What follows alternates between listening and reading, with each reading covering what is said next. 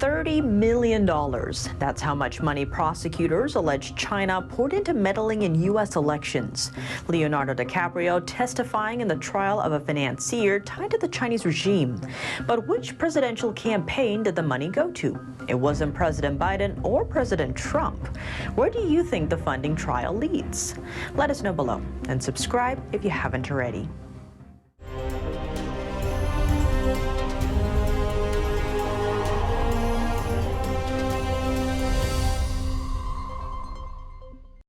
Welcome to China in Focus. I'm Tiffany Meyer. Election meddling by China. Not Biden, not Trump, but Obama.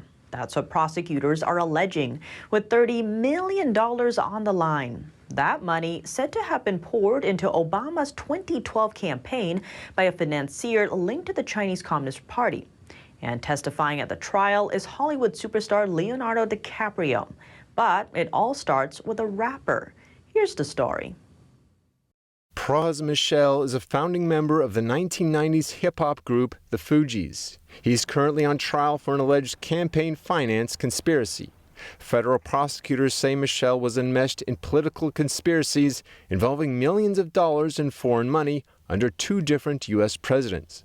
He's accused of funneling money from a fugitive Malaysian financier through straw donors to former President Obama's 2012 re-election campaign. That Malaysian financier is named Joe Low.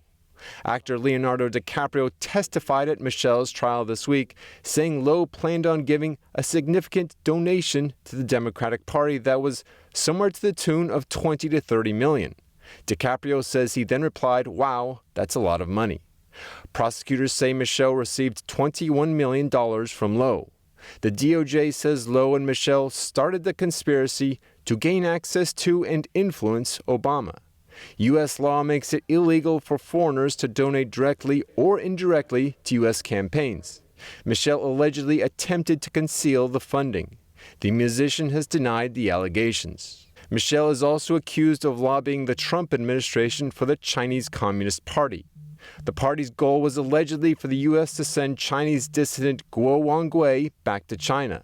Just 3 weeks ago, U.S. prosecutors arrested Guo. They're accusing him of orchestrating a scheme to defraud more than $1 billion from his online followers. Michel's lawyers have previously said he's innocent and extremely disappointed in the charges. The defense decided to wait to give its opening statement in the trial that's expected to last weeks. More information on those China ties. The Justice Department has accused Low and Michael of lobbying the Trump administration.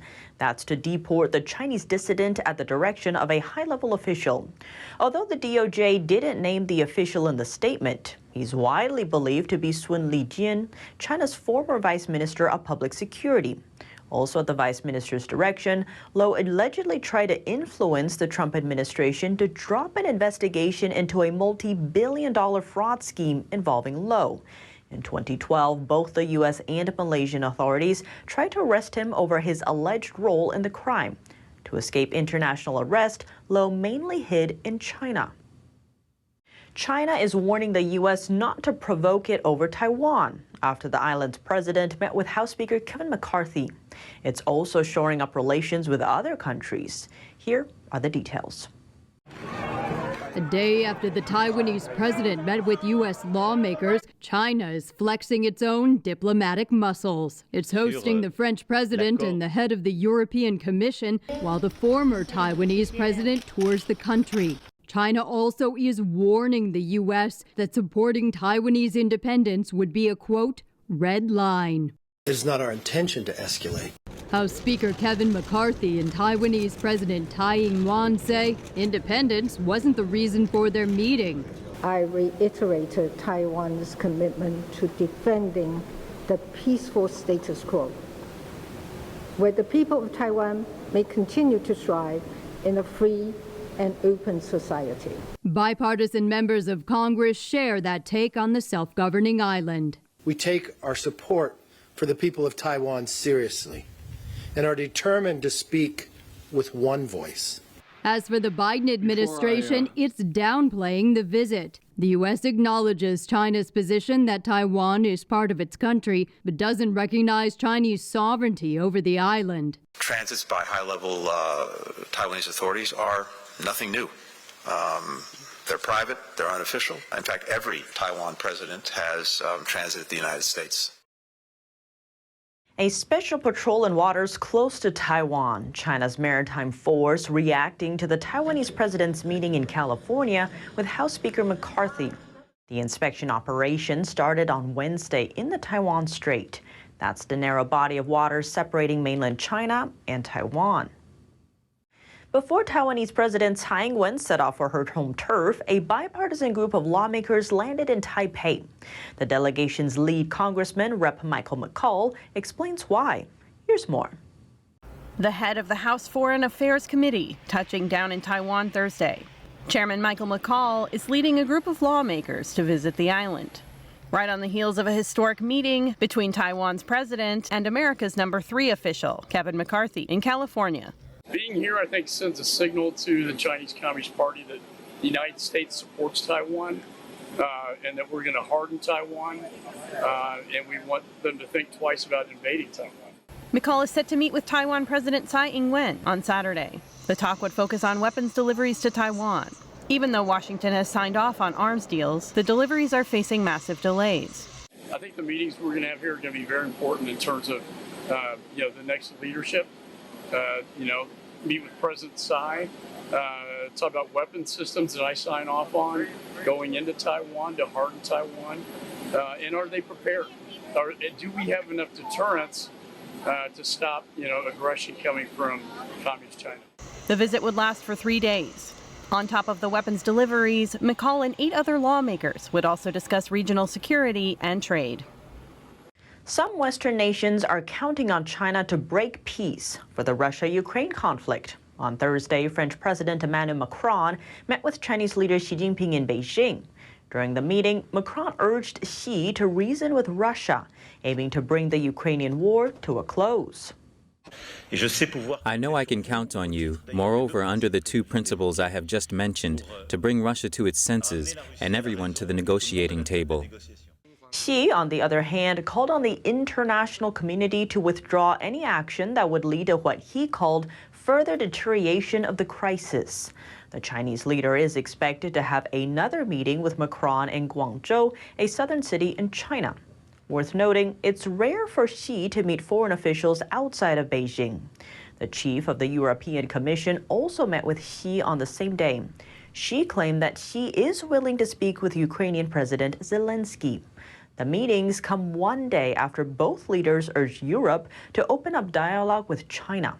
Back in February, Beijing rolled out a so-called peace plan for Moscow, urging Western nations to drop all sanctions. Despite Beijing's efforts to position itself as a neutral peace broker, the proposal was largely dismissed by the West. While a crackdown on China's forced organ harvesting awaits passage into U.S. law, Beijing has devised new ways to shift the blame. It's now trying to drag other nations down into the mud. Here's the latest. China proposed a so-called organ-sharing platform in January, peddling what it calls donated organs to Hong Kong, Macau, Taiwan, and countries involved in its Belt and Road Initiative. The proposal, made by the CCP's former deputy health minister Huang Jiefu, the one in charge of China's transplantation scheme. Huang has drawn international scorn for alleged involvement in the regime's live organ harvesting crimes. There's a nonsense. I don't want to answer the questions because no. Well, how come I rang up? I was offered a liver very quickly from a hospital in China. How is that possible? I don't want to listen and answer the question. The source of transplanted organs in China remains controversial. Numerous reports and experts say the regime holds incarcerated prisoners of conscience as a pool of organ donors. Most of them are Falun Gong practitioners and other religious minorities. According to USA Today, an estimated 25,000 to 50,000 inmates are murdered each year for their organs. Although the Chinese Communist Party claims to have established a so-called organ donation system in 2015, its transparency and traceability have remained remarkably low. The use of prisoners' organs and live organ harvesting is still ongoing. Teresa Chu is the leader of an NGO coalition, the Universal Declaration on Combating and Preventing Forced Organ Harvesting. She urges the world to turn away from what she called Beijing's organ diplomacy. With this organ-sharing system, the CCP is seeking to whitewash the stolen, forcibly or live harvested organs. This is not humane cooperation. We repeat, this is a search for complicity on an international level. News also broke that groups in Japan and South Korea are eyeing organ sharing with Communist China. This has sparked a wave of backlash in both countries. They had pledged to end transplant tourism by the 2008 Beijing Olympics, but failed to keep their promise. These false commitments were made to evade accusations of their live organ harvesting practices. Huang Jiefu is the responsible one. We should think about what kind of cooperation we would have with such a person and such a group.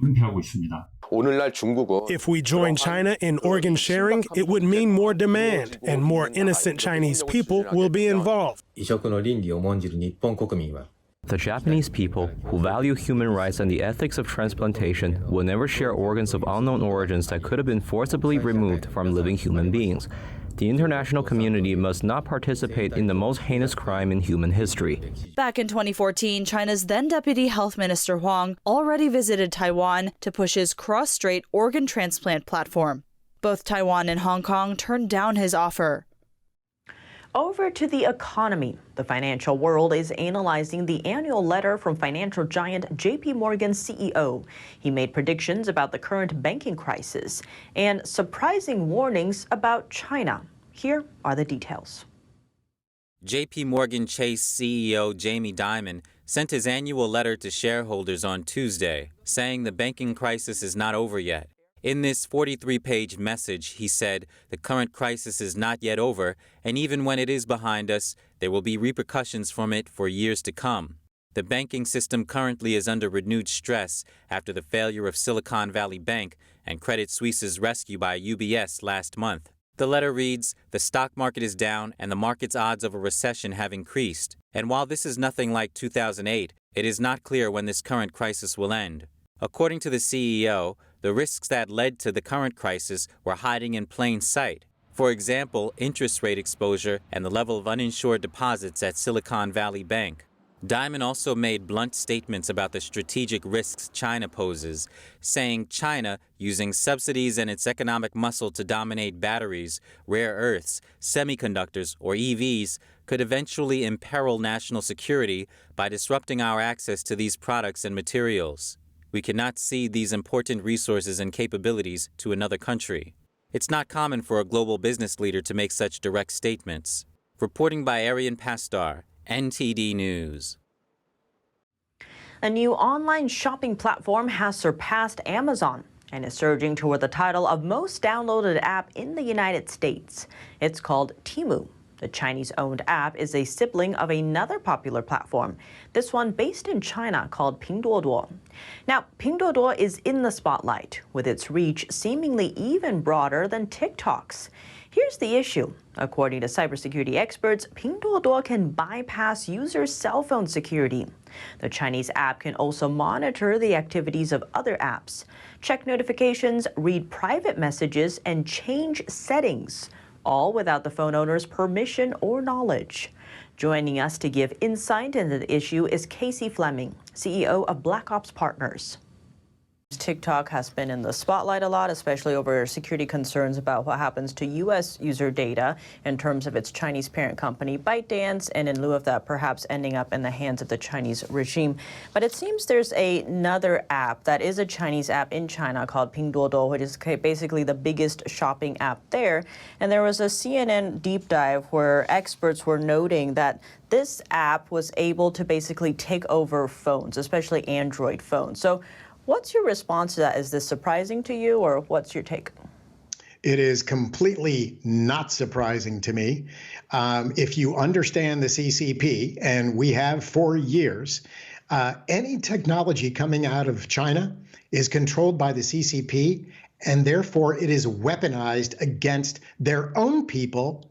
And if it's weaponized against their own people, so the app can absolutely take over your device. What that means is they can install anything that they want remotely onto your device. And we're talking about smart device, meaning smartphones, computers, tablets, and watches. But also it can request and get granted additional permissions on that device through the app. I wouldn't have any of those apps on any of my devices or any of my family's devices or any of my worst enemies' devices, to put it to you mildly. And in this case, Pinduoduo is the app in China, Temu being the one in the U.S. So far there are no reports about the same thing happening with Temu, but how likely are we to see similar things? For instance, does TikTok have the ability to do this, to go around and basically move apps around from what you've seen? From what we've seen, yes, they can. Also, you have to understand the nature of software. I actually have a technology background. Software can be changed anytime. It's a shell game with software. All it takes is a few lines of code to make it look differently, to make it send it through different servers, to make it do different things. So whatever the software is today or how it's launched today, 6 months from now, 9 months from now, a year from now, can be completely different in its weaponization. So remember, software is a moving target. And on that note, it seems there's been more focus on, say, apps that have ties to the Chinese Communist Party. You have TikTok, now in the news also Shine and Temu, the U.S. version of Pinduoduo, and also a new one called CapCut. So what are we seeing in terms of these apps? And can you kind of just break down exactly what the concern is here? National security is the concern. You always have to understand that China is just a puppet as a country. The people who are pulling the strings is this mafia-type organization called the Chinese Communist Party, or CCP. So you have to understand, all these apps are coming from an enemy who's declared themselves as the enemy. And again, this is the first time we've seen it in writing and in public. Think about that. Why would you ever do business with a country like that, that's controlled by the CCP? Why would you buy products? Why would you invest in the country? Well, let me tell you, I'm the biggest proponent of free speech. The first thing I would do is ban every Chinese application you possibly can. They've done it with our apps. Why are we allowing them in our soil? We can't buy property in China. Why are we allowing them to buy property in the United States? And on and on. Turnabout is fair play. Treat the CCP and China the way they are treating us. So no U.S. apps or no free world apps in your country, then guess what? None of your CCP apps in the United States and the rest of our allies. That's all for today's China in Focus on YouTube. We're now sharing a shortened version of our program here after being demonetized for 2 years. Here's what to look out for in our second half. The Chinese Communist Party renaming over a dozen locations, and India is taking issue. These places are located at the country's shared border, and both of them claim the land as their own. We sat down with Anders Kaur, publisher of the Journal of Political Risk, for his take on Beijing's tactics and how it ties into Tibet. The full episode is available on our partner platform, Epoch TV. To sign up, click the link down below. Thanks for watching China in Focus. I'm Tiffany Meyer. See you tomorrow.